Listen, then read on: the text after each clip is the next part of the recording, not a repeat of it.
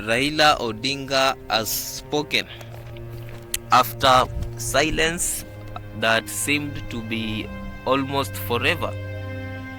After a very, very long silence, Raila Odinga has finally spoken, and he is blaming the government for the high cost of living. Raila Odinga refused to sign the draft that came as a result of the bipartisan engagements that have been undergoing for some time now. It seems that all that was going on, or all the processes, all the time that the leaders from the two camps sat together and spent time deliberating on, have come to nil.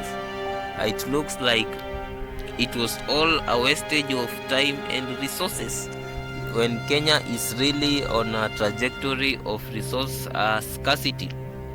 It is very, very shameful to see all these resources being spent on something that is really irrelevant to the country, because Raila Odinga refused to sign the draft that came from the two parties, or the bipartisan engagements. This really brings to us very critical questions. The first question is Raila Odinga part of Azimio or not? Because it is Azimio leaders and the Kenya Kwanza leaders that sat down and came up with that draft. If Raila Odinga refuses to sign that draft, it simply shows a disjoint between these leaders. It shows that they are reading from very, very different script, or they are playing cards on each other. It is very, very irrational to refuse to sign these papers or drafts, when at the same time Azimio leaders were there in deliberations, and they were part of the process that produced these drafts. So this is really a critical question to ask ourselves. Are leaders actors? Are they acting for the public, or are they acting for resources? Because such bipartisan engagements, we have to admit that they really cost resources, and these resources are paid by the taxpayer, who is already suffering under the armor blows of brutal and ruthless taxation. So this is very important. These are very important questions that we have to ask ourselves. Raila Odinga is claiming, he is saying that William Ruto and his government have completely failed. They have forgotten what they are doing. He is even complaining that identity card should be free.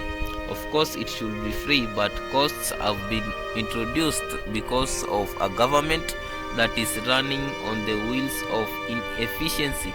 It has failed to manage resources effectively, leading to a crisis.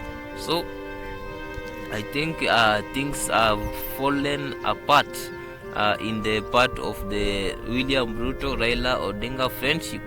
It seems like the high cost of living, the government has really failed in that regard. So Raila Odinga is opposing these kinds of situations whereby Kenyans are put in very, very difficult circumstances. And the sad thing is that these difficult circumstances are a product of artificial difficulties. Artificial difficulties simply means these are conditions that have been imposed by Kenyans. This is not how the global economy is, but what is happening is that some greedy Kenyans are altering the scale of what is happening. If the global economy is suffering, they multiply that suffering and express it in terms of taxation. So Kenyans have to pay a really high taxation. So as Raila Odinga put it, I think the leaders of the country have really failed in their responsibility of helping the Mama Mboga, the hustlers that really put the current regime in power. and most Kenyans are really saying that William Ruto will be a one-term president. Such expression of sentiment simply means that most Kenyans, or the majority, let's say, are very very angry with what is happening in the country. Thank you for watching this video. Like, share and subscribe.